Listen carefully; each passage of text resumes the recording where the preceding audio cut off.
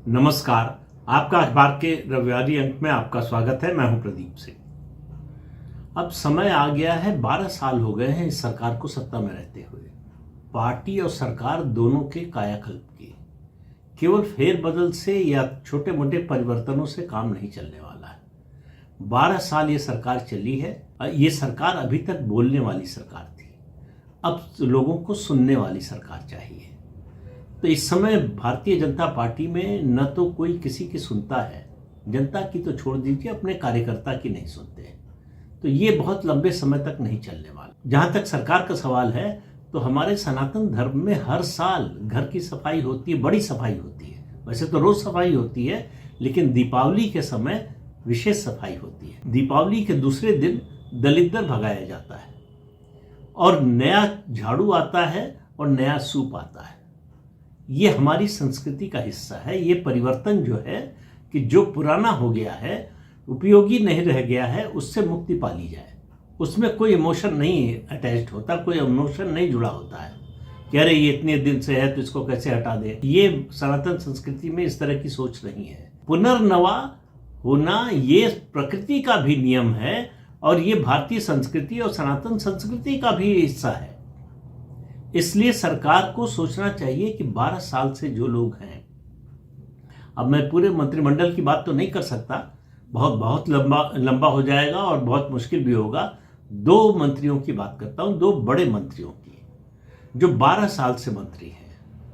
ये ऐसे मंत्री हैं जिनको पार्टी ने बहुत कुछ दिया है, लेकिन बदले में इन्होंने पार्टी को कुछ नहीं दिया है। जब मैं कहता हूं पार्टी को कुछ नहीं दिया, तो कोई नेता, कोई मंत्री पार्टी को क्या दे सकता है? 2 चीजें, अपनी परफॉर्मेंस से। एक ने तो अपनी परफॉर्मेंस से दिया है, इसमें कोई शक नहीं है, लेकिन उसके अलावा ये दोनों नेता ऐसे हैं जो अपने राज्य में भारतीय जनता पार्टी की राजनीति में, उसके जनाधार में एक आदमी नहीं जोड़ सकते। ये पार्टी का अगर समर्थन न हो तो अपनी लोकसभा सीट नहीं जीत सकते। एक को इसमें से बोलने की बीमारी है, दूसरे को चुप रहने की बीमारी है। एक की नजर हमेशा जो है नंबर 1 की कुर्सी पर रहती है, दूसरा जो है बिल्कुल बगुला भगत की तरह जो है वो तालाब के किनारे चुपचाप जो है ध्यान मुद्रा में रहता है। वो उसकी एक्टिविटी के बारे में, उसकी क्या अगली चाल होगी, इसके बारे में आप नहीं सोच सकते। दूसरा, ये दोनों नेता जो 2014 में 160 क्लब था, भाजपा के ऐसे नेताओं का क्लब था ये, जो मानते थे कि भारतीय जनता पार्टी को 160 से 180 के बीच में सीटें मिलेंगी, इससे ज्यादा नहीं मिलेगी। केवल नरेंद्र मोदी ऐसे थे जिनको पूरा विश्वास था कि बहुमत मिलेगा। मैंने शायद उस घटना का पहले भी जिक्र किया कि नतीजा आने से पहले, लोकसभा चुनाव का 14 का नतीजा आने से पहले 3 नेता गए गांधीनगर। ये नेता थे नितिन गडकरी, वेंकैया नायडू और उसके अलावा अरुण जेटली। इन लोगों ने कहा कि कई और पार्टियों से बात हो गई है, मैंने शायद कहा था उसमें जो है शरद पवार से भी बात हो गई थी कि समर्थन जुटाने में कोई दिक्कत नहीं होगी ज़्यादा, लेकिन हमको कुछ समझौता करना पड़ेगा। नरेंद्र मोदी का सीधा जवाब था कि कोई समझौता नहीं होगा और बहुमत मिल रहा है हमको। और ये लोग लौट आए। फिर नतीजा आया तो आपको मालूम है किस तरह का आया। 283 सीटें मिली। भारतीय जनता पार्टी को जनसंघ से लेकर भाजपा तक उसके राजनीतिक जीवन में पहली बार पूर्ण बहुमत मिला लोकसभा में। यह अपने आप में एक चमत्कारिक परिणाम था। तो केंद्रीय मंत्रिमंडल में इस समय कूड़ा ज्यादा इकट्ठा हो गया है। दीपावली आने वाली है और उम्मीद ये करनी चाहिए कि उससे पहले ही सफाई हो जाएगी। तो सफाई करते समय प्रधानमंत्री नरेंद्र मोदी को सोचना चाहिए, इस बात का ध्यान रखना चाहिए कि 2024 के चुनाव में अगर पूर्ण बहुमत मिलता तो वो क्या करते। मेरा पक्का मानना है कि वो बहुत बड़ा परिवर्तन करते मंत्रिमंडल, जो 240 सीटों पर अटक जाने के कारण भाजपा के रुक गया। अब 2.25 साल हो गए।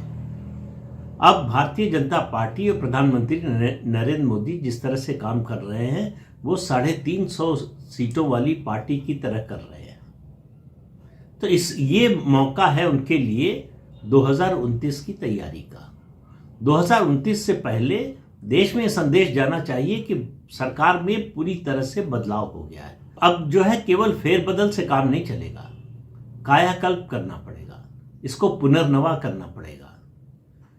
नए लोगों को, ऊर्जावान लोगों को जोड़ने की जरूरत है।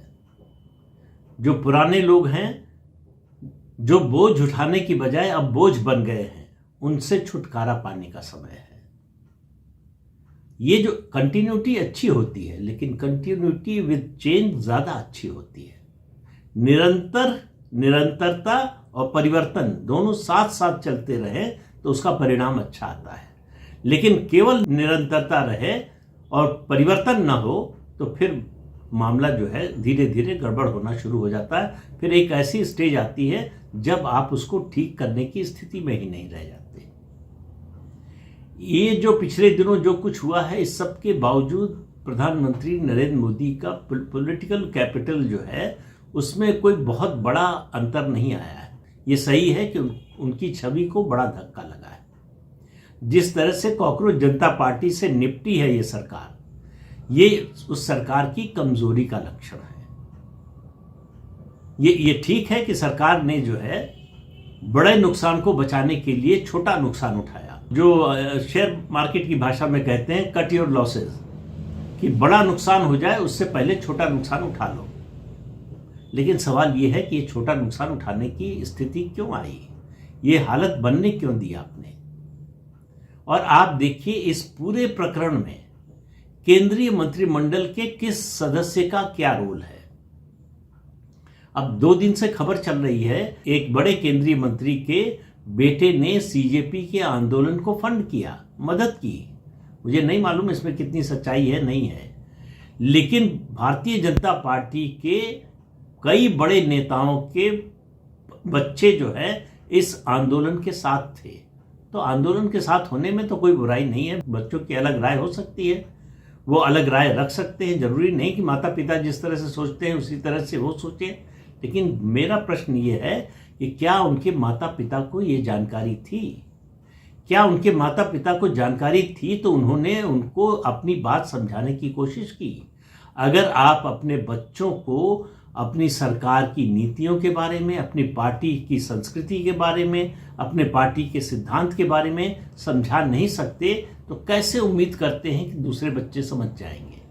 इसका मतलब आप में समझाने की क्षमता नहीं है, आपका कन्विक्शन नहीं है आपकी पार्टी की जो विचारधारा है उसके प्रति।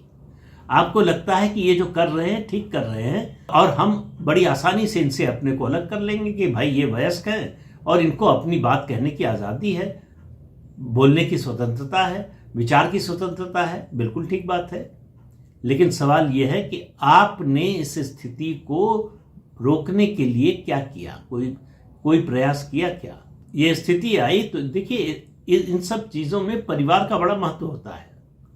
अब आप 2 चीजें देखिए, इस घटना के बाद जो जंतर मंतर पर हुआ उसमें बड़ी संख्या में ऐसे परिवार हैं जो सामने निकल कर आए हैं, ये संस्कृति हमें मंजूर नहीं है, ये गालीबाज लड़के हों या लड़कियां, इनको हम स्वीकार नहीं करेंगे। एक तरह से इनके खिलाफ सामाजिक बहिष्कार का माहौल बन गया। सवाल यह है कि भाजपा के नेताओं ने क्या किया, भाजपा की जो संस्थाएं हैं उन्होंने क्या किया, और यहां मैं सवाल पूछता हूं राष्ट्रीय स्वयंसेवक संघ ने क्या किया? वो तो परिवार की बात करता है, वो तो व्यक्ति के संस्कार की बात करता है। समाज में इस तरह के कुसंस्कार वाले बच्चे लगातार बढ़ रहे हैं, उनकी संख्या बढ़ रही है, उसको रोकने के लिए संघ ने क्या कदम उठाया? शाखाओं में इसके बारे में क्या बताया सिखाया जाता है? जिस संगठन का गठन ही इसलिए हुआ कि वो जो है अच्छे विचारवान और संस्कारवान व्यक्ति बनाएगा समाज के लिए, उसके शताब्दी वर्ष में अगर ये सब देखने को मिल रहा है तो इसका मतलब है कि आपका जो प्रयास था वो सफल नहीं हुआ है, बल्कि मैं कहूंगा विफलता की बड़ी तस्वीर सामने आई है। दूसरा, पार्टी में भारतीय जनता पार्टी के कार्यकर्ताओं से आप बात कीजिए तो उनमें जितनी निराशा है, जितना आक्रोश है, इसलिए नहीं कि उनको क्या मिला, देख रहे हैं कि उनके नेता जो है दोनों हाथों से लूट रहे हैं, फिर भी उनको इससे ज्यादा ऐतराज नहीं है। उनको ऐतराज सबसे ज्यादा इस बात पर है, दुख सबसे ज्यादा इस बात का है कि कोई उनसे बात नहीं करता, कोई संवाद नहीं करता। किसी भी निर्णय प्रक्रिया में उनको शामिल नहीं किया जाता। केवल उनको आदेश दिया जाता है कि ये करो। उनकी परेशानी क्या है, उनको जमीन पर दिक्कत क्या आती है, किस तरह की समस्याओं का सामना करना पड़ता है, ये पूछने वाला भारतीय जनता पार्टी में कोई नहीं है।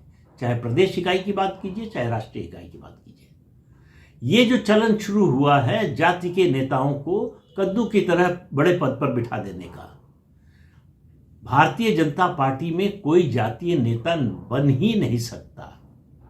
क्योंकि जाति का नेता बनता है अपनी जाति के वोट, अपने जाति में उसका जो जनाधार होता है उसके आधार पर, और ये केवल क्षेत्रीय दलों में होता है। भारतीय जनता पार्टी में किसी भी जाति का नेता हो, वो नेता बनता है कैडर के वोट से, कैडर की वोट दिलाने की क्षमता से। कैडर जो विचारधारा से जुड़ा हुआ है, जो संगठन के लिए और अपने वैचारिक प्रतिष्ठान के लिए काम करता है, और उसके समर्थक जो है, जो उस विचारधारा का समर्थन करते हैं, उनके कारण जाति के आधार पर वोट नहीं मिलता है। ऐसा नहीं कि जाति का कोई मुद्दा ही नहीं होता या जाति के आधार पर लोग वोट नहीं देते, लेकिन तब वोट देते हैं जब आपकी विचारधारा, जब राष्ट्रवाद, सनातन, इसके मुद्दे कमजोर पड़ने लगते हैं, तब लोग लौटकर जाति पर चले जाते हैं। तो अगर ऐसी स्थिति आती है तो इसके लिए केवल और केवल भारतीय जनता पार्टी ही जिम्मेदार है। अगर आप पर्ची निकालकर मुख्यमंत्री बनाएंगे तो आप सोचिए कि क्या हाल होगा। मध्य प्रदेश, राजस्थान और उड़ीसा, 3 राज्य ऐसे हैं जहां पर्ची से मुख्यमंत्री बनाए गए।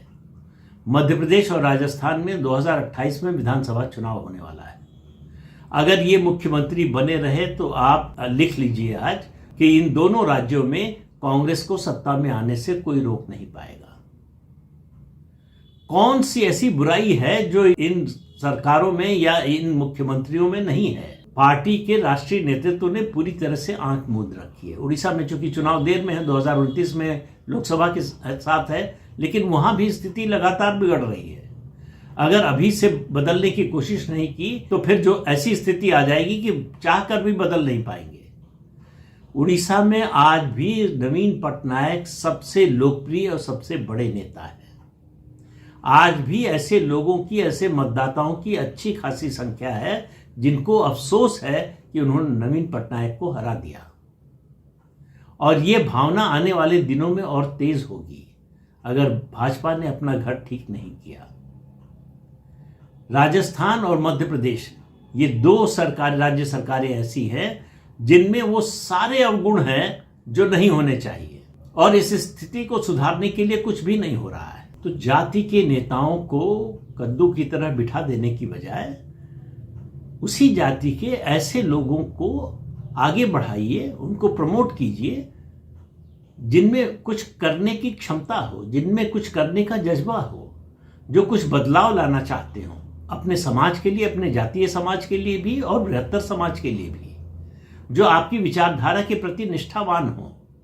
केवल पद पाने के लिए अपनी जाति का इस्तेमाल करके जो लोग आगे बढ़ रहे हैं वो न तो अपनी जाति का कोई भला कर पा रहे हैं और न तो पार्टी का कोई भला कर पा रहे हैं, लेकिन हो इसका ठीक उल्टा रहा है। ऐसे लोगों को बड़े पद पर बिठाया जा रहा है जो गांधी जी के जो 3 बंदर थे, एक बुरा देखता नहीं था, एक बुरा बोलता नहीं था, एक बुरा सुनता नहीं था। तीनों बंदरों के गुण एक में हो जिस व्यक्ति में, उसको बड़ा पद मिलेगा, क्योंकि उसको अपने पद को बचाने के अलावा उसके सामने कोई लक्ष्य नहीं है कि मेरा पद कैसे बचा रहे। सारी चिंता उसकी ये है, और ऐसे लोगों की संख्या भारतीय जनता पार्टी में धीरे धीरे बढ़ती जा रही है, और उसका असर ये है कि भारतीय जनता पार्टी का समर्थक वर्ग उससे भी ज्यादा उसका कार्यकर्ता। याद रखिए, इतिहास गवाह है, भारतीय जनता पार्टी जब जब हारी है उसमें सबसे बड़ा योगदान उसके नाराज कार्यकर्ताओं का है, तो उसके नाराज कार्यकर्ताओं का होता है। कार्यकर्ता जब नाराज होता है तो ऐसा नहीं किसी और पार्टी को वोट देता है, वो घर बैठ जाता है। यही हुआ 2024 में, लेकिन 2024 के इतने बड़े झटके के बाद भी पार्टी का रवैया नहीं बदला है। कार्यकर्ता की किसी को कोई चिंता नहीं है। कार्यकर्ता की समस्या क्या है, उसकी जरूरत क्या है, इससे कोई मतलब नहीं है। ये मान लिया है कि जैसे दूसरी पार्टियों के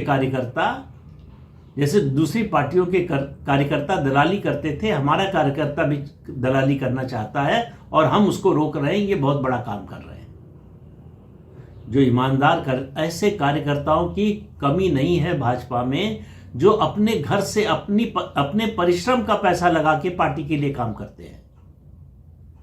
पार्टी के पास क्या कोई ऐसा फीडबैक है, कोई ऐसी सूची है जो ऐसे कार्यकर्ताओं की सूची बनाई जाए जिनके बारे में पार्टी के नीचे से लेकर ऊपर तक के नेताओं को पता हो इनका कमिटमेंट क्या है पार्टी के साथ।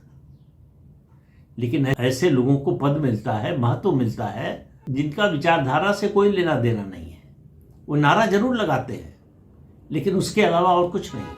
उनमें और समाजवादी पार्टी या कांग्रेस पार्टी के कार्यकर्ताओं की कार्यशैली में कोई फर्क नहीं है।